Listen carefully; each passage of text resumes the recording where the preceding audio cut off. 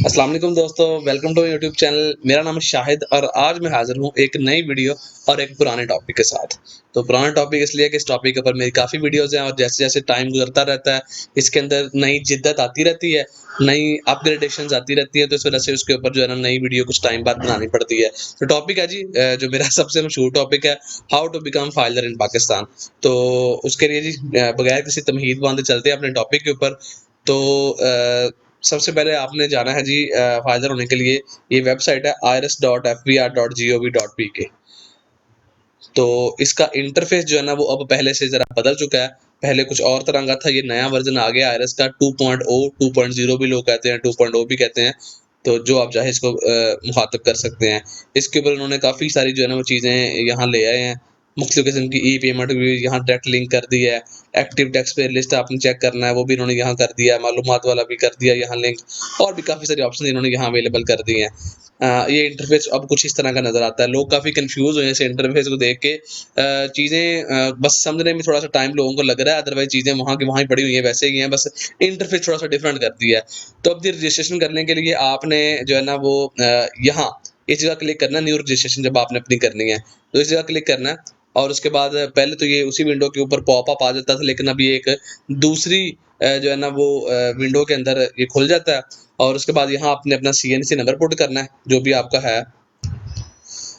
CNC number put करने के बाद आपने फिर अपना प्रीफिक्स सेलेक्ट करना है कि आप मिस्टर हैं, मिसेज़ हैं, मिस हैं, डॉक्टर हैं। डॉक्टर तो इन्होंने ऐसे ही लगाया हुआ है। मोस्टली जो है ना अगर मेल है तो मिस्टर, अगर फीमेल शादीशुदा है तो मिसेज़, और फीमेल गैर शादीशुदा है तो वो मिस वाला सेलेक्ट करेगी।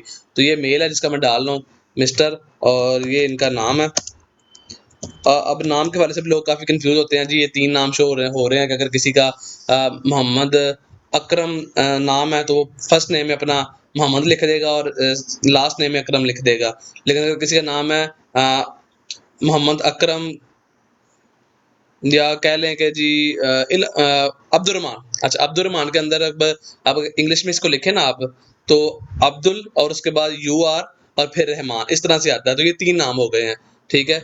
या इसके अंदर एक और एग्ज़ाम्पल ले लें कि जी हाफ़िज़ मोहम्मद अकरम कह लें, तो हाफ़िज़ उसका जो है ना वो फर्स्ट नेम में आ जाएगा और मोहम्मद सेकंड नेम में आ जाएगा, और ला जो है ना वो अकरम जो है ना वो लास्ट नेम में आ जाएगा। लेकिन अगर किसी का सिंगल नेम है, फीमेल है, उसका नाम है जी खाली अतिया, ठीक है? तो ये सिंगल नेम जो है ना वो सिर्फ़ फर्स्ट नेम में आएगा और लास्ट नेम में आप एक डॉट डाल देंगे। रिपीट नहीं करना नाम को, ना उसके वालिद का, ना उसके हस्बैंड का नाम लिखना है। यहाँ आप डॉट डाल देंगे, तो ये इसका हल होता है। फिर जी ये कंपनी आपने, जो आपकी कंपनी हो वो आपने सेलेक्ट कर ली है, ये मैं सेलेक्ट कर रहा हूँ मैं। फिर जो नंबर है बंदे का कंसर्न नंबर, वो आपने डालना है, और उसके बाद ईमेल डालना है आपने।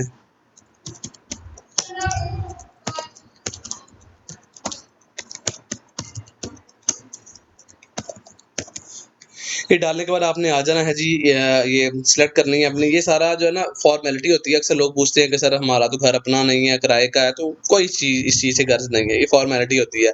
तो यहाँ आपने रेजिडेंशियल प्रॉपर्टी सेलेक्ट करनी है। मोस्टली लोग ज़ाहिर है रेजिडेंशियल प्रॉपर्टी के ऊपर ही रहते हैं, और यहाँ से आपने हाउस सेलेक्ट करना है। अगर आपका फ्लैट या कुछ और तरह का है तो आपने वो भी सेलेक्ट कर सकते हैं। नॉर्मली लोगों के घर ही होते हैं। तो हाउस सेलेक्ट कर लिया, और उसके बाद मेजरमेंट यूनिट आपका जो घर है वो जिस तरह का आपका स्क्वायर मीटर है, स्क्वायर यार्ड में है, स्क्वायर फुट में है, कनाल में है, मरला में है। तो अगर कन्फ्यूज़ है इस हवाले से तो आप मरला में सेलेक्ट कर सकते हैं। और मरला के बाद आप अपने घर जितने मरले का आपका घर है वो आपने डालना है। और अगर इन कैसे किसी की रजिस्ट्रेशन कर रहे हैं, आपको पता है कि जी नॉर्मली तो हर जो बंदा ज़ाहिर अपनी रजिस्ट्रेशन खुद ही कर रहा होता है ना, उसको पता है मैं कितने मरले के घर में रहता हूँ। तो यहाँ आपने अपना कर लेना है। जिसका मैं कर रहा हूँ उसका 5 मरले का जो है ना वो घर है। और उसके बाद जी ये उसका एड्रेस आपने डालना है। आईडी कार्ड के ऊपर एड्रेस काफ़ी लंबा लिखा होता है, तो वो 3 हिस्सों में ब्रेक करके आपने डालना है, यूनिट नंबर, कॉम्प्लेक्स और एरिया लोकेलिटी में। तो यहाँ मैं जो है ना एड्रेस इस साहिब का डाल रहा हूँ।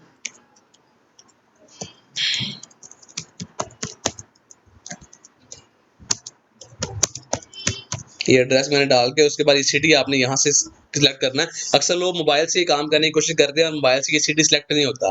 तो मैं पहले बता दूँ कि मोबाइल से ये काम नहीं होता, ये कंप्यूटर या लैपटॉप आपको उसके लिए चाहिए होगा। तो यहाँ आपने अपना सिटी लिखना है, तो सिटी आपको सामने नीचे शो हो जाएगा, और वहाँ सामने से आपने इसको सिलेक्ट कर लेना है इस बटन से। और करने के बाद फिर अगर आपका घर जो है ना वो किराए का है, तो फिर तो आपने ये वाली ऑप्शन सिलेक्ट करनी है।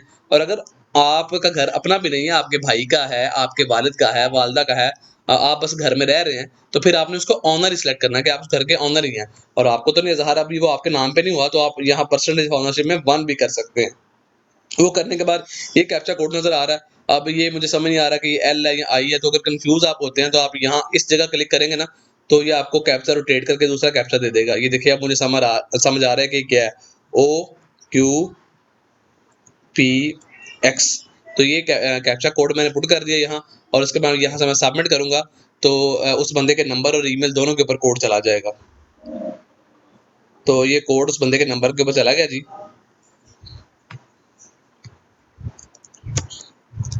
और उसके ईमेल के ऊपर भी कोड हमने देखना है। तो उसके ईमेल के ऊपर भी कोड जा चुका है और वो कोड भी मैं यहाँ पुट कर रहा हूँ। ये कोड जब आपने डाल लेने हैं, तो उसके बाद आपने यहाँ से सबमिट के बटन के ऊपर क्लिक, अक्सर लोगों का कोड नहीं जाते, तो ये नीचे लिखा हुआ है, if SMS is not received within 1 minute type MSG and send a message to 9966। मतलब अपने जाएं इसमें, मोबाइल में जाएं और आपने मैसेज लिखना है, मैसेज के अंदर लिखना है एमएसजी और भेज देना है 9966 के ऊपर, तो आपको मैसेज अगर फिर भी नहीं आता तो फिर ये रीसेंड बटन भी आप दबा सकते हैं। फिर भी नहीं आता, फिर कुछ देर वेट कर लें और वो घंटे 2 बार ट्राई करिए, अक्सर वेबसाइट के अंदर इशू आ रहा होता है, तो ये मसला हल हो जाता है। तो करने के बाद आपने जब कोड आ चुके हो तो फिर आपने इसको सबमिट कर देना। नहीं जी, अब जो है ना बंदे के नंबर और ईमेल दोनों के ऊपर जो है ना वो पासवर्ड भी और आईडी भी, मतलब उसका आईडी, पासवर्ड, नंबर और ईमेल दोनों के ऊपर आ चुका है। तो वो आपने अपने पास सेव कर लेना और उसके बाद आपने वापस इसी विंडो में आ जाना है, जहाँ से आपने न्यू रजिस्ट्रेशन के ऊपर क्लिक किया था। अब यहाँ आपने बंदे का आईडी कार्ड का नंबर डालना है, यहाँ उसका पासवर्ड डालना है जो कि अभी-अभी बंदे के ईमेल और फ़ोन नंबर के ऊपर आया है। जी, ये आईडी और पासवर्ड आपने डालना और डालने के बाद आपने यहाँ से लॉगिन के ऊपर क्लिक कर देना। लॉगिन के ऊपर क्लिक करने के बाद पहले तो इंटरफेस कुछ और तरह का आता था, अब इंटरफेस कुछ इस तरह का आता है। तो देख के परेशान नहीं होना, चीज़ें तकरीबन जो है ना वो उसी तरह की हैं, बस उनकी प्लेसमेंट और उनकी शक्ल-सूरत जो है ना एफपीआई में डिफरेंट कर दी है। तो ये देखें, ये कह रहा है कि अगर आपकी इनकम टैक्स रिटर्न है वो आपने फाइल करनी है, तो यहाँ से देख सकते हैं आपकी प्रोफाइल के अंदर आपने कुछ मैनेजमेंट करनी है। जैसे वो पहले माई प्रोफाइल लंबी सी रो होती थी, वो यहाँ से होती है, ये माई प्रोफाइल के अंदर आप जा सकते हैं। एफवीआर मालूमात अब यहाँ पड़ा हुआ है, विद होल्डिंग स्टेटमेंट और ई पेमेंट्स क्रिएट करनी है आपने, मुझे चालान क्रिएट करना है, वो यहाँ भी सहूलत दे दी इन्होंने आईआरएस के अंदर ही। तो बाकी ये जो आपका वो होता था लेफ्ट साइड पे draft, inbox, outbox, completed task, वो आप आपके सामने ये देखिए यहाँ पड़ा हुआ है। ठीक है? तो मतलब इसमें को देख के कोई परेशान नहीं होना, सारा इंटरफ़ेस जो है ना वो समझ लें। और वो जो आपने अगर करना है, इसके लॉग आउट करना है, तो वो यहाँ है और उसके बाद मज़ीद भी कुछ चीज़ें यहाँ भी पड़ी हुई हैं। प्रोफ़ाइल आपने उसमें ये प्रोफ़ाइल की ऑप्शन यहाँ भी दी हुई है। पासवर्ड चेंज करना है, पिन चेंज करना है, रजिस्ट्रेशन सर्टिफ़िकेट डाउनलोड करना है, तो वो यहाँ पड़ा हुआ है। तो चीज़ें बस आगे-पीछे ज़रा-सी उनकी प्लेसमेंट हुई है, बाकी सारी चीज़ें तकरीबन सेम ही हैं। बाकी वो जो रजिस्ट्रेशन, डिक्लेरेशन, वो सारा कुछ देखें ऊपर वैसे का वैसे नज़र आ रहा है।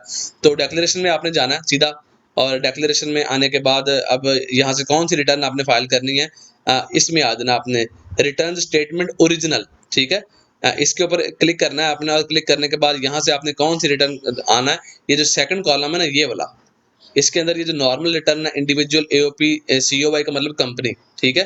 तो ये जो रिटर्न है ना आपने यहाँ से फाइल करनी है किसी भी बंदे की। वैसे काफ़ी सारी ऑप्शन है, लेकिन इसमें अगर कोई बंदा नॉन रेज़िडेंट पाकिस्तानी है, उसका पाकिस्तान में कोई सोर्स ऑफ इनकम नहीं, तो वो ये वाली करेगा। और इसके अंदर और भी कई ऑप्शन है, लेकिन मैं हमेशा कहता हूँ कि ये जो नॉर्मल रिटर्न है सबसे आसान है। और एक बंदा, एक हाउसवाइफ है, एक स्टूडेंट है, एक इंडिविजुअल बंदा, एक सैलरीड पर्सन है, बिज़नेस पर्सन है, फ्रीलांसर है, इवन के नॉन रेज़िडेंट भी है, तो उसके अंदर भी ये तमाम कम्प्रिहेंसिव किस्म की ये रिटर्न होती है। और इसके अंदर एक ऑप्शन होती है जहाँ आप अपना स्टेटस, अगर आप नॉन रेज़िडेंट है तो वो सिलेक्ट कर सकते हैं। बहरहाल नॉन रेज़िडेंट और रेज़िडेंट के टॉपिक पे मेरी अलहदा सी वीडियो मौजूद है, वो आप देख सकते हैं। लेकिन यहाँ मैं आज जो है ना वो एक नॉर्मल रिटर्न फाइल करने का तरीका बताऊँगा। एक आम बंदा जो फाइलर, इसमें सैलरीड पर्सन, बिज़नेस पर्सन और एक हाउसवाइफ, एक स्टूडेंट, तमाम लोग कवर हो जाएँगे। तो इस रिटर्न के ऊपर आपने क्लिक करना है, नॉर्मल रिटर्न के ऊपर, और उसके बाद ये आपसे पूछ रहा है पीरियड अपना लिखें। तो मैंने इसकी रिटर्न जो फाइल करनी है वो 2022 की करनी है, तो मुझे कह रहा है कि ये वाला पीरियड है, तो बिल्कुल जी यही पीरियड है। इसके ऊपर मैंने क्लिक कर देना है, वो कंटिन्यू की ऑप्शन मुझे दे रहा है, कंटिन्यू के ऊपर मैं क्लिक करूँगा तो ये रिटर्न मेरे सामने उस मुतल्लिका ईयर की खुल जाएगी। अब देखें, चीज़ें सारी वही सेम की सेम है। इस लेफ्ट साइड पे employment, salary, property, business, capital asset, other source, foreign source, tax chargeable, wealth statement, सब चीज़ें सेम है। ये बाकी ऑप्शन भी सारी सेम है, बस क्या है उन्होंने इंटरफेस थोड़ा-सा डिफरेंट कर दिया है, ठीक है? तो अब अगर आपने एक स्टूडेंट हैं या हाउसवाइफ हैं, आपने अपनी ज़ीरो की रिटर्न जमा करवानी है, निल की, ठीक है, अक्सर लोग पूछते हैं कि जी मैं इसकी ज़ीरो की करवा सकता हूँ, तो ज़ीरो आपने अपने रिस्क के ऊपर करवानी है। अगर वाक़ई उस बंदे की ज़ीरो की रिटर्न बनती है, तो ही आपने ज़ीरो करवानी है, अगर उसकी ज़ीरो की नहीं बनती, तो एफबीआर आपको एक अनडिक्लेयर्ड एसेट का नोटिस इश्यू कर देगा कि आपके नाम पे ये कुछ प्रॉपर्टी, बैंक अकाउंट, बाइक, गाड़ी ये हमारे इल्म में है कि ये आपके नाम पे है और आपने इसको डिक्लेयर नहीं किया, तो उसके ऊपर वो आपको जुर्माना अलहदा से करेगा और टैक्स अलहदा से लगाएगा। तो ज़ीरो की बस वही कर सकता है जिसकी वाक़ई ज़ीरो की बनती है, वो ज़ीरो की कर सकता है। तो अब किसी को ज़ीरो की करने की क्यों ज़रूरत पड़ेगी अगर बंदे के नाम पे कुछ है ही नहीं, तो वो फाइलर क्यों बन रहा है? लेकिन अगर इन केस उसके नाम पे कोई प्रॉपर्टी या कोई चीज़ उसका घर वाला लगवाना चाह रहा है, तो फिर उसको फाइलर अगर हो जाए तो टैक्स कम पड़ेगा। तो उस सूरत में अगर वो रिटर्न अपनी फाइल करता है, तो वो ज़ीरो की रिटर्न फाइल कर सकता है। तो लेकिन सिर्फ़ उसके लिए जिसके ऊपर वाक़ई ज़ीरो की एप्लीकेबल है, अगर नहीं है तो फिर ये आप गलत करेंगे अगर आप ज़ीरो की फाइल करेंगे। तो बहरहाल अगर किसी ने ज़ीरो की रिटर्न फाइल करनी है, कोई स्टूडेंट है, हाउसवाइफ़ है, यहाँ में एक और चीज़ आ जाती है, कुछ ऐसे स्टूडेंट्स हैं जिनके नाम पे बैंक अकाउंट है और उसके अंदर पैसे भी पड़े हुए हैं, तो उनकी रिटर्न ज़ीरो फाइल नहीं होगी। वो अपना प्रॉपर बैंक अकाउंट ऐड करेंगे और वो ऐड बैंक अकाउंट कहाँ ऐड होता है वो भी मैं इंशाल्लाह बताऊँगा। तो वो अपना बैंक अकाउंट ऐड करेंगे, अगर उनके नाम पे कोई बाइक लगाई हुई है तो वो भी ऐड करेंगे, तो फिर स्टूडेंट वाली कैटेगरी से निकल जाते हैं। हाँ, सिर्फ़ ये है कि उनका सोर्स ऑफ इनकम नहीं है, लेकिन उनके नाम पे बाइक है, उनके नाम पे बैंक अकाउंट है, उसके अंदर पैसे पड़े हुए हैं, तो उनको चीज़ों को तमाम बाकायदा तरीके से वो डिक्लेयर करेंगे। एक हाउसवाइफ़ भी है, अगर उसके नाम पे भी कोई प्रॉपर्टी है और उसके नाम पे कोई मतलब बैंक अकाउंट है, तो वो भी फिर हाउसवाइफ़ की कैटेगरी तो है, मतलब वो सोर्स ऑफ इनकम नहीं है। लेकिन वो जो चीज़ें उसके नाम पे आई हुई हैं, वो बाकायदा उसको डिक्लेयर करनी पड़ेगी। तो वो कैसी होती है, वो इंशाल्लाह मैं आपको अभी वीडियो में आगे चल के बताता हूँ। तो अब अगर किसी की ज़ीरो की रिटर्न फाइल करनी है, तो आपने सीधा कहाँ आ जाना है जी, यहाँ इनकम के अंदर कुछ कहीं भी पुट करने की ज़रूरत नहीं है, डायरेक्ट आपने ये वेल्थ स्टेटमेंट के अंदर आ जाना है और वेल्थ स्टेटमेंट में आने के बाद आपने ये पर्सनल एक्सपेंसेस में आना है और पर्सनल एक्सपेंसेस में यहाँ आपने किसी भी एक जगह ज़ीरो पुट कर देना, किसी भी जगह, ज़रूरी नहीं है कि किसी, लेकिन पुट करना लाज़मी है। ये ज़ीरो पुट कर देना किसी भी एक जगह और ये आपने कैलकुलेट का बटन 2 दफ़ा दबाना है। अच्छा जी, ये करने के बाद फिर आपने आ जाना है अपने पर्सनल एसेट्स के अंदर और पर्सनल एसेट्स के अंदर भी आप किसी भी एक जगह ज़ीरो डाल देंगे। आप जैसे कि मैं यहाँ डाल देता हूँ। तो ये ज़ीरो डाल देना और डालने के बाद आपने ये कैलकुलेट का बटन दबा देना है। ये देखें अब ज़ीरो नीचे आ गया। अब पहले 2 दफ़ा कैलकुलेट दबाते थे, अब नए इंटरफ़ेस में 1 दफ़ा कैलकुलेट ही एनफ है। फिर रिकंसिलिएशन के ऑप्शन में आ जाना है, ये आपने रिकंसिलिएशन वाले ऑप्शन में और यहाँ ये जो नेट टेस्ट प्रीवियस ईयर नज़र आ रहा है ना, ये वाला कोड 703002, इस जगह आपने ज़ीरो पुट करना है। ये ज़ीरो पुट करने के बाद आपने फिर कैलकुलेट का बटन दबा देना है। ये अब मेरा डाटा जो है ना वो कंप्लीट हो गया। तो अब आप डायरेक्ट जो है ना अपनी इस रिटर्न को सबमिट कर सकते हैं, ठीक है? तो लेकिन ये तो हो गया एक ज़ीरो की रिटर्न फ़ाइल करने का तरीका। अब अगर इन केस किसी की प्रॉपर तरीके से रिटर्न फ़ाइल करनी है आपने, तो मैं अब सैलरीड पर्सन के ऊपर आता हूँ। सैलरीड पर्सन की ये एम्प्लॉयमेंट की ऑप्शन है और इसके अंदर सब ऑप्शन है ये सैलरी की। तो अब इसके अंदर देखें ये सैलरी वाली ऑप्शन जहाँ आपने सैलरी डालनी होती है, कई लोग यहाँ डाल रहे होते हैं। तो यहाँ आप जो चीज़ें यहाँ डालते हैं ना वो ऐड होके टोटल यहाँ ऊपर आती हैं। तो सैलरी के ऑप्शन ऑप्शन आपने हमेशा ये जो कोड ना 1009 इसके ऊपर डालनी होती है। तो अब अगर किसी की सैलरी है, मिसाल के तौर पर सैलरी आज की डेट में 6 लाख तक एग्ज़म्प्ट है, उसके ऊपर कोई टैक्स नहीं है। लेकिन अगर 6 लाख से ऊपर आपकी इनकम होगी, तो उसके ऊपर आपको टैक्स पड़ेगा। तो अब मैं कहता हूँ जी इस बंदे की 4,80,000 सैलरी है। तो ये डालने के बाद मैं यहाँ कैलकुलेट का बटन दबाऊँगा, तो इस सिस्टम इसको कैलकुलेट कर रहा है और ये यहाँ ऊपर ले आएगा इसको, ठीक है? तो ये सैलरी इसकी मैंने डाल दी। अब उसके बाद आपने डायरेक्ट नीचे आ जाना है इसके अंदर। अब इसके अंदर 2 चीज़ें हैं। अगर 4,80,000 सैलरी डाली तो इसका मतलब 6 लाख से कम है, ये सालाना की बात कर रहा हूँ। कई लोग इसको कन्फ्यूज़ करते हैं मंथली के साथ। तो यहाँ जो इनकम डालनी थी वो सालाना इनकम होती है आपकी। अच्छा, तो अब ये टैक्स चार्जेबल के अंदर आके आप चेक कर सकते हैं कि क्या मेरा कोई टैक्स तो सिस्टम ने बनाया नहीं है इसके ऊपर। तो ये आप देख सकते हैं कि 4,80,000 के ऊपर कोई टैक्स नहीं है आपका। ये एडमिटेड इनकम टैक्स के सामने आपका टैक्स आता है। तो यहाँ कोई टैक्स नज़र नहीं आ रहा। तो अब अगर इन केस ये सैलरी आप बढ़ा के कर देते हैं जी, मैं इसको कर देता हूँ बढ़ा के,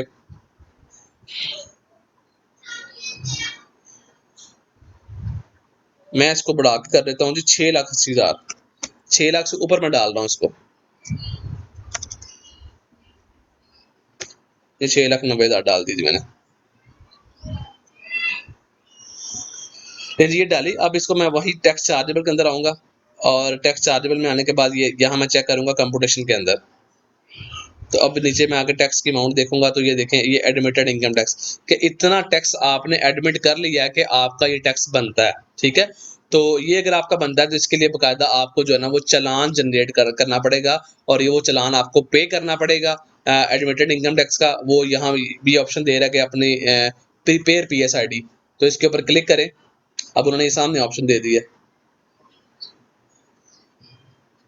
ले जी, वो कह रहा है कि पहले सेव करें अपना डाटा। सेव करने की ऑप्शन कहाँ जी, ये सेव करने की ऑप्शन है। ये रिटर्न मेरी सेव हो रही है और अब वो जो पीएसआईडी जनरेट करने की ऑप्शन वो सामने दे रहा है, पहले तो नहीं थी, अभी इन्होंने दी हुई है। तो अब इससे देखें कि इससे कुछ सिलसिला होता है ना यहाँ। अब देखें ये कितना इन्होंने आसान कर दिया सिस्टम को कि डायरेक्ट आपने ये जो अमाउंट मतलब देखें, बड़े ज़बरदस्त सिस्टम हो गया है कि जो चालान आपकी अमाउंट सामने नज़र आ रही है, उसके ऊपर आपने डायरेक्ट ये जनरेट पीएसआईडी के ऊपर क्लिक करना है, तो आपकी एक पीएसआईडी जो है ना वो जनरेट हो जाएगी। लेकिन मुझे लगता है कि इसके अंदर जो है ना अभी कुछ जो है ना वो कमियां हैं सिस्टम के अंदर। वो कह रहा है कि bill has not been generated, तो वो आपको लिहाजा दूसरी वेबसाइट से ऊपर जाके ही जो है ना वो ई.एफ.बी.आर वाली जो वेबसाइट है ना, वहाँ से करना पड़ेगा। देखने में तो बड़ा ज़बरदस्त लग रहा था कि ये जनरेट कर देगा सिस्टम, लेकिन यहाँ से आके आपने इनकम टैक्स ये ई.एफ.बी.आर की वेबसाइट के ऊपर आना है, ई पेमेंट्स में जाना है, इनकम टैक्स में जाना है और उसके बाद आपने ये वेबसाइट कौन सी थी मैं दोबारा ज़रा बता देता हूँ। ये वेबसाइट का नाम है e.fbr.gov.pk। इस वेबसाइट के ऊपर आना है आपने और यहाँ आपने आके ये ई पेमेंट्स में आना है, इनकम टैक्स में आना है और इनकम टैक्स में आके आपने यहाँ से अपना सीएनसी सेलेक्ट करके यहाँ सीएनसी नंबर पुट करना है और पुट करने के बाद यहाँ से आपने अपना पीरियड सेलेक्ट करना है 2022 2023 जो भी, और उसके बाद आपने यहाँ से ये एडमिटेड इनकम टैक्स सेलेक्ट करना है और फिर एडमिटेड इनकम टैक्स सेलेक्ट करके अपना चालान क्रिएट कर लेना है और चालान क्रिएट करने के बाद आपने उसको पे करना है और पे करने के बाद आपने वापस अपने इसी डैशबोर्ड के अंदर आ जाना है और यहाँ से आगे आप देखेंगे तो कुछ चंद मतलब 1-2 घंटों के बाद आपको वो चालान यहाँ पे हुआ नज़र आएगा और उससे क्या होगा कि आपका जो है ना ये टैक्स की लायबिलिटी एडमिटेड से निकल के पेड टैक्स में आ जाएगी, तो फिर आपकी टैक्स रिटर्न जमा हो सकती है। तो ये बड़ा ज़बरदस्त सिस्टम है, लेकिन मेरा ख्याल अभी इसके ऊपर मुकम्मल तौर पे काम नहीं हुआ। जब यहाँ से पीएसआईडी जनरेट होना शुरू हो जाएगा तो फिर तो ये काम समझ लें बड़ा ही आसान मज़ीद हो जाएगा। तो ट्राई किया मैंने भी, क्योंकि मैंने भी इसके अंदर फर्स्ट टाइम रिटर्न फाइल कर रहा हूँ ये वाली। तो ये है कि ये है उस बंदे के लिए जिसकी इनकम के ऊपर टैक्स कैलकुलेट होता है। तो अब मैं टैक्स वाली नहीं डालनी, मैंने इसकी इनकम जो है ना वो कम ही डाल रहा हूँ, इसको आसान करने के लिए। तो ये मैं उसकी बता रहा हूँ जिस बंदे की इनकम के ऊपर टैक्स लगता है। तो सैलरी के ऊपर मैं इंशाल्लाह कम्प्रिहेंसिव तरीके से एक बाद में भी मैं वीडियो बना दूंगा इंशाल्लाह जल्दी।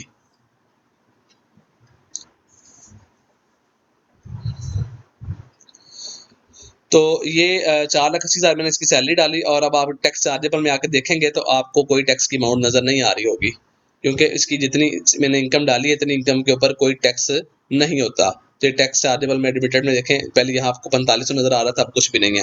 तो अब डायरेक्ट में मैंने वेल्थ स्टेटमेंट में आ जाना है, मतलब सैलरी की इनकम डालने के बाद डायरेक्ट मैंने कहाँ आ जाना है, वेल्थ स्टेटमेंट में ये तीसरे नंबर पे ऑप्शन है रिकंसिलिएशन ऑफ नेट एसेट, यहाँ आ जाना है।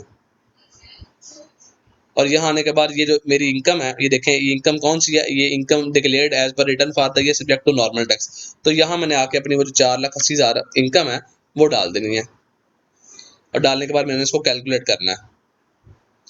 कैलकुलेट करने के बाद आपने ये पर्सनल एसेट्स में आना है और अगर उस बंदे के नाम पे कोई प्रॉपर्टी है, देखें अगर उसके नाम पे एग्रीकल्चर प्रॉपर्टी है तो वो यहाँ से ऐड करेगा, कमर्शियल प्रॉपर्टी है तो यहाँ से ऐड करेगा, उसका कोई बिजनेस कैपिटल ज़ाहिर है सैलरीड पर्सन है उसमें बिजनेस का कॉन्सेप्ट ही पैदा नहीं होता।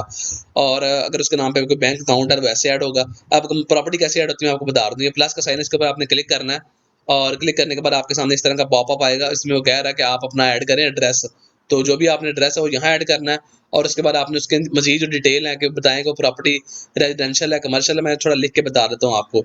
जैसे मैं कहता हूँ कि जौहर टाउन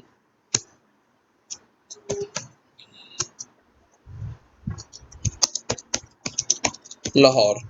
अब वो कह रहा है कि मज़ीद बताएँ प्रॉपर्टी रेजिडेंशियल है, कमर्शियल है, वो हाउस है, फ्लैट है, प्लॉट है, क्या चीज़ है, वो एरिया कितना है और सिटी कौन-सा है।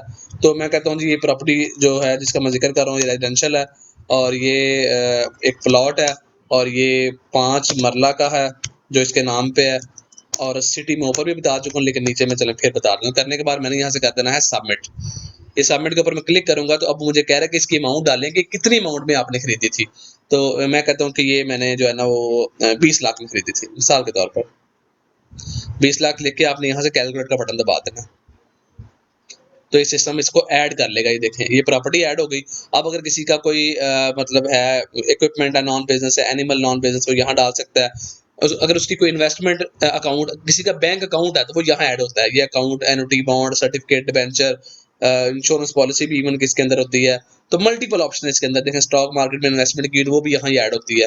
तो ये इसके सामने अगर बैंक अकाउंट किसी का है, तो यहाँ ऐड करना है आपने। तो ये प्लस के साइन के ऊपर क्लिक करना है, यहाँ उस बंदे का आईबीएन या आईबीएफटी नंबर जो है वो डालना है, और वो आप यहाँ डालने के बाद यहाँ नीचे आएंगे, और नीचे वो आपसे पूछ रहा है कि ये जो आप इन्फॉर्मेशन दे रहे हैं, एक अकाउंट है, बॉन्ड है, सर्टिफिकेट क्या है। तो उसके बाद पूछ रहा है कि अकाउंट करंट है, ये सेविंग है, और बैंक कौन सा है। तो ये आपने बताना जी ये अकाउंट है, और ये करंट अकाउंट है। जो भी आपका करंट है, ये सेविंग है, तो आपने वो डालना है यहाँ।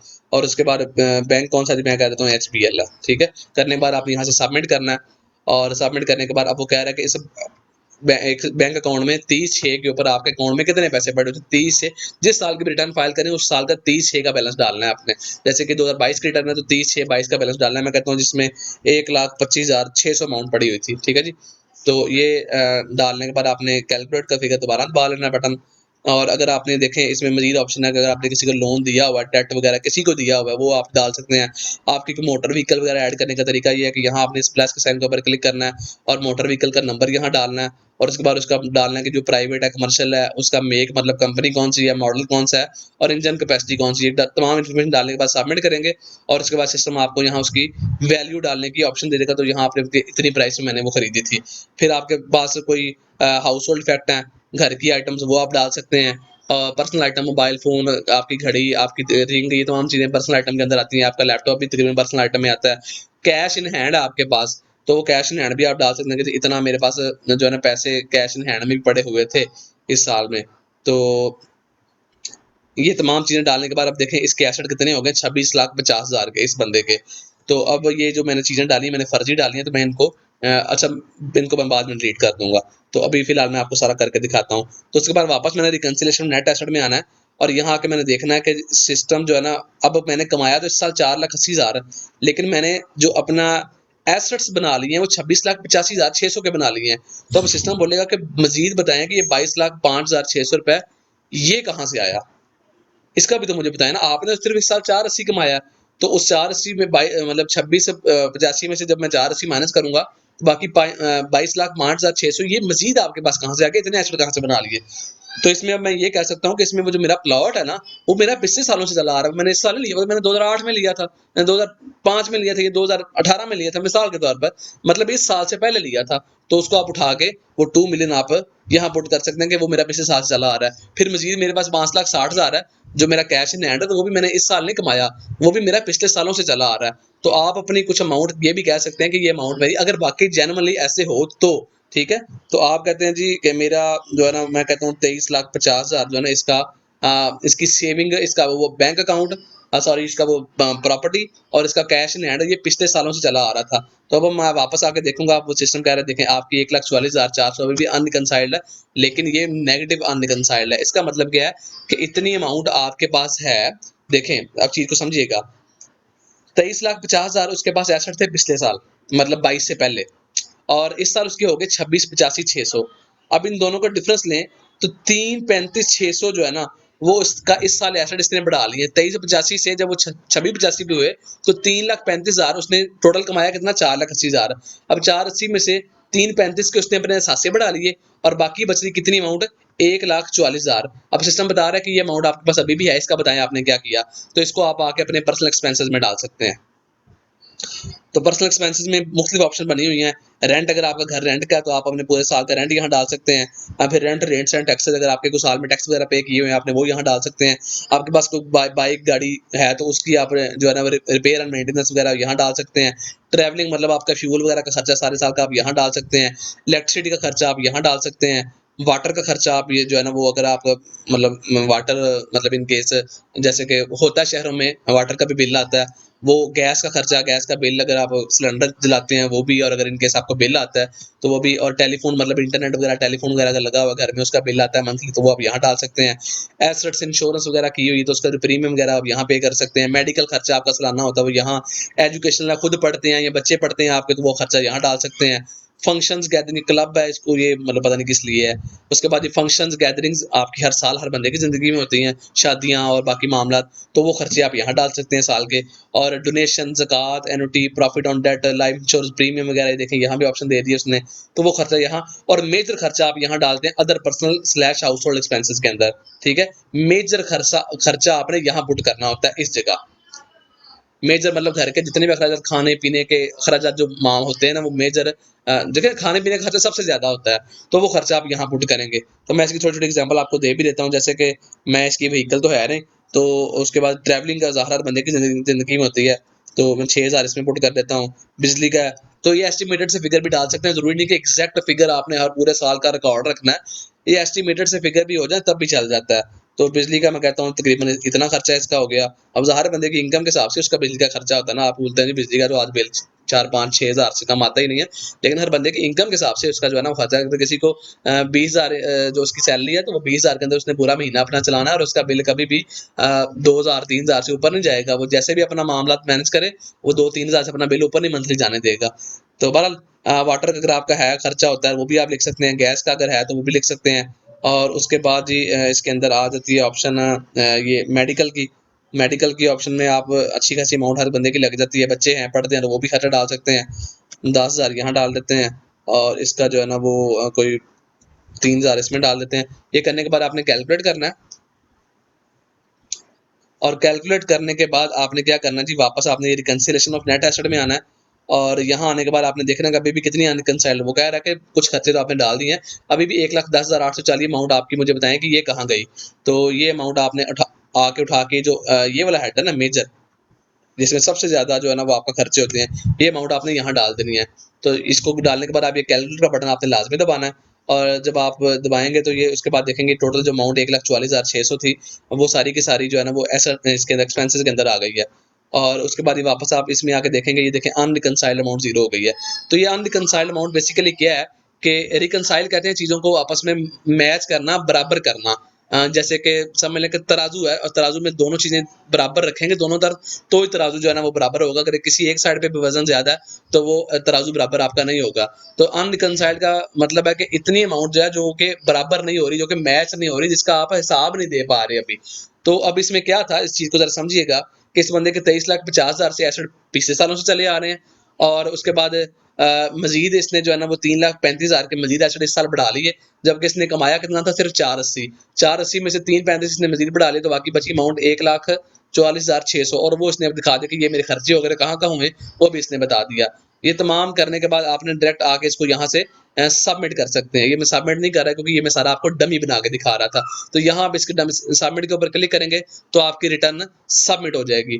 तो आज की डेट में फ़ायदा होने के लिए ये जो आज की डेट है, मैं हमेशा ही बड़ा ज़ोर देता हूँ तो इस बात के ऊपर, आज की डेट है। तो आज की डेट का मतलब है कि किसी भी डेट के ऊपर कहीं कभी-कभी साल में ऐसी डेट्स आती हैं जब 1 साल की रिटर्न लाज़मी होती है और कभी-कभी ऐसी डेट आती है जब 2 सालों की रिटर्नें लाज़मी होती हैं।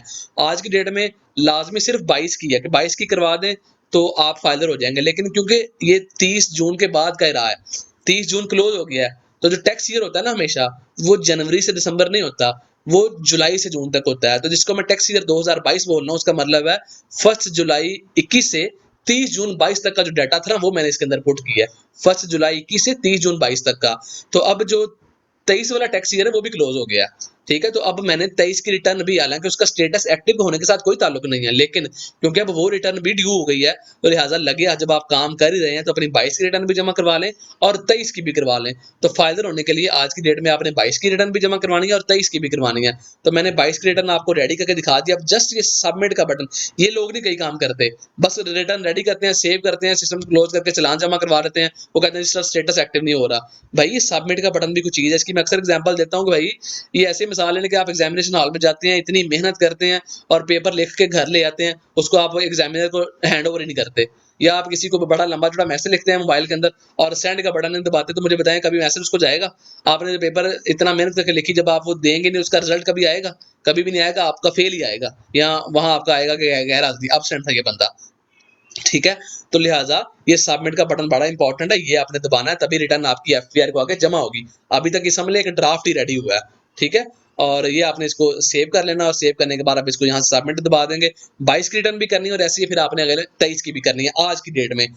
आने वाले कुछ टाइम के बाद फिर मज़ीद सिनेरियो चेंज हो जाएगा, फिर हो सकता है खाली 22 की निकल जाए, सिर्फ 23 की ज़रूरी रह जाए, ठीक है? फिर आने वाले साल में साथ 24 भी ऐड हो जाए, तो इस तरह से मामलात भी चलते रहते हैं। अब उसके बाद आपने डायरेक्ट ये इस वेबसाइट के ऊपर आ जाना है, e.fbr वाली वेबसाइट के ऊपर, इसको मैं दोबारा से खोलता हूँ। तो e.fbr वाली वेबसाइट के ऊपर आप आए, यहाँ आपने आना है, ये ई-पेमेंट्स में आके आपने इनकम टैक्स के ऊपर आना है। मैं फिर बात कर रहा हूँ कि ये काम सारे का सारा जो है ना वो कंप्यूटर से होगा, ये मोबाइल से नहीं होता है, ये मोबाइल फ्रेंडली जो है ना वेबसाइट नहीं है, बड़ा मुश्किल होता है। ये मोबाइल फ्रेंडली वेबसाइट नहीं है, बड़ा मुश्किल होता है उसमें मामलात करना, तो मैं यही सजेस्ट करता हूँ कि आप कंप्यूटर या लैपटॉप लाज़मी आपके पास होना चाहिए। सीएनए सेलेक्ट करने के बाद आपने यहाँ सीएनसी नंबर पुट करना है, और सीएनसी नंबर पुट करने के बाद सिस्टम ने उसका नाम उठा लिया, और उसके बाद आपने ईयर सेलेक्ट करना है। ईयर कौन सा आज की डेट में जी 2022। जो चालान है रिटर्न है आपने 2 फाइल करनी है, 22 और 23 की, लेकिन चालान सिर्फ 22 का जमा करवाना है। चालान की लॉजिक क्या है कि आपने जो 22 की रिटर्न है उसकी डेट गुजर गई है, वो अब वो लेट जमा करवा रहे हैं।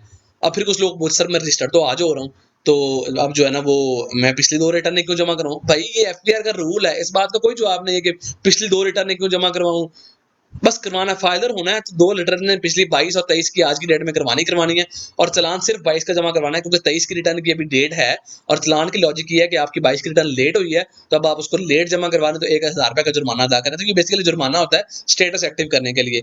तो 22 की रिटर्न मतलब ये 22 का मतलब ये सिलेक्ट कर लेना है, और उसके बाद फिर आपने ये अपने यहाँ से सिलेक्ट करना है ये मिसलेनियस, MISC डॉट मिसलेनियस, ये सिलेक्ट करने के बाद फिर आपने यहाँ से सिलेक्ट करना है जी सरचार्ज फॉर ATL। यहाँ ऑप्शन होगी सरचार्ज फॉर एटीएल, ये देखें, ये अक्सर लोग चालान भी गलत क्रिएट कर लेते हैं और बाद में उनका स्टेटस एक्टिव नहीं हो रहा होता, फिर खुद भी परेशान हो रहे हैं, और मुझे भी कर रहे होते हैं व्हाट्सएप के ऊपर। तो ये करने के बाद जी ये जब आपका देखें वो क्या कह रहा है, ये कुछ एरर देता है, यहाँ भी कुछ लोग परेशान हो जाते हैं कि सर वो ये कहाँ कह रहा है कि सिर्फ 22, या ये वो एरर दे रहा है, ये एरर नहीं है। बेसिकली आपको बता रहा है कि ये जो पेमेंट सेक्शन आप सेलेक्ट कर रहे हैं, इसका चालान क्रिएट ही 2022 का होगा, किसी और ईयर का आप क्रिएट करेंगे भी तो नहीं होगा, ठीक है? तो ये बेसिकली दे रहा है, तो इसको आपने इग्नोर करना है। करने के बाद आपने डायरेक्ट आ जाना जी, यहाँ आ जाना है, और यहाँ आने के बाद आपने वो जो अमाउंट है अपनी 1000 वो यहाँ पुट करनी है, और पुट करने के बाद आपने किसी जगह क्लिक करना है, तो ये वो इसने इसको यहाँ भी लिख लिया। फिर आपने इसको जो है ना यहाँ भी 1000 अपना लिखना है, और लिखने के बाद इस जगह आपने अपना ईमेल नंबर डालना है, जो भी आपको ईमेल आपके पास है। वो करने के बाद आपने क्रिएट के ऊपर क्लिक करना है। क्रिएट के ऊपर क्लिक किया, सिस्टम कह रहा है कि तमाम चीज़ें अपना डाटा रीड कर लेंगे, ओके है सब कुछ, तो मैं कहता हूँ मैंने रीड कर लिया है। तो उसके बाद आपने कन्फर्म के ऊपर क्लिक करना है ना, तो कन्फर्म के ऊपर क्लिक करेंगे तो ये पीएसआईडी जनरेट हो गया।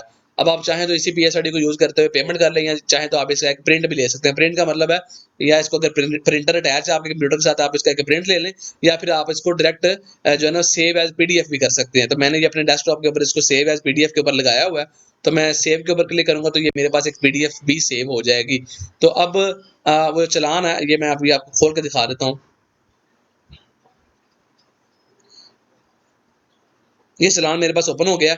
तो ये चालान देखें जी, इसके ऊपर ये 2022 पीरियड नज़र आ रही है, पीएसआईडी नंबर है, मिसलेनियस सरचार्ज फॉर एटीएल, बंदे का नाम, सीएनसी नंबर, तमाम चीज़ें हैं। तो ये जो पीएसआईडी नंबर है, इसकी आप इजीली जैज़ कैश या ईज़ी पैसा की ऐप में जाके वहाँ आप जो है ना गवर्नमेंट पेमेंट्स में जाते हैं, एफबीआर में जाते हैं, एफबीआर अदर की ऑप्शन होती है, उसमें पीएसआईडी नंबर पुट करते हैं, और उसके बाद आपको जो है ना सिस्टम आपकी अमाउंट भी उठा लेता है, आपका नाम भी उठा लेता है। सिंपल आपने ओके करना है, आपकी पेमेंट हो जाएगी।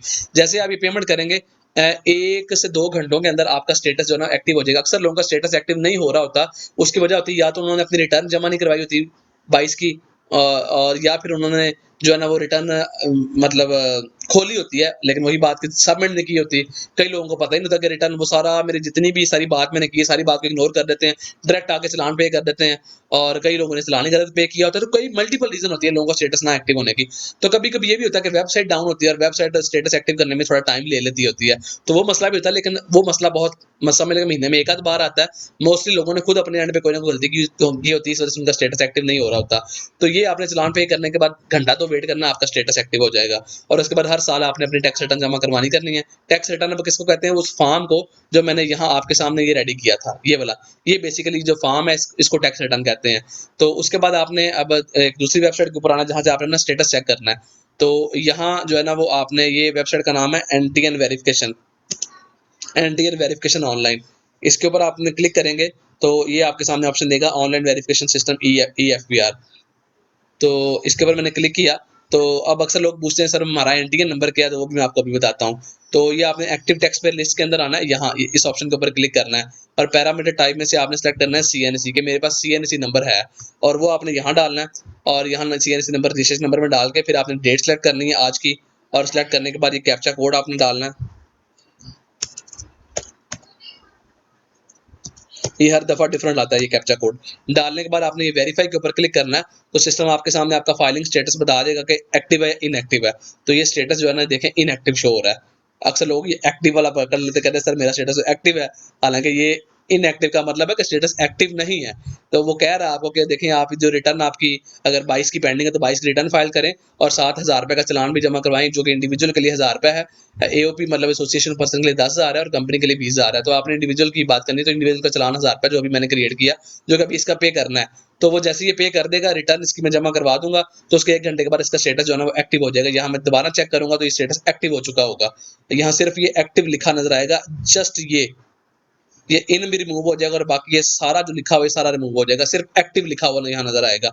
और अब अगर एनटीए नंबर क्या होता है, एनटीए नंबर ये देखें टैक्स पेयर प्रोफाइल इंक्वायरी के ऊपर आपने आना है, पैरामीटर टाइप में से सीएनए सिलेक्ट करना है, यहाँ अपना सीएनसी नंबर डालना है और वो जो आपके पास ये कैप्चा कोड आ रहा है ये आपने डालना है।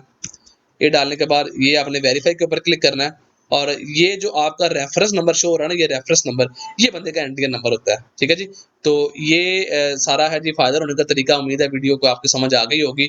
मजीद इस हवाले से आपका कोई सवाल हो, आपको कोई परेशानी हो, मेरा नंबर मैं अभी स्क्रीन के ऊपर वीडियो के दरमियान भी शेयर कर दूंगा और यहाँ अभी भी आपको मेरा नंबर नजर आ रहा होगा। तो आप मेरे नंबर के ऊपर मुझसे व्हाट्सएप के ऊपर रब्ता करें, क्योंकि ज़ाहिर है जो बंदा सारी मेरी वीडियो देख रहा है किसी मोबाइल फ़ोन से, किसी इंटरनेट से देख रहा है, तो ये तो नहीं हो सकता उसके पास व्हाट्सएप ना हो।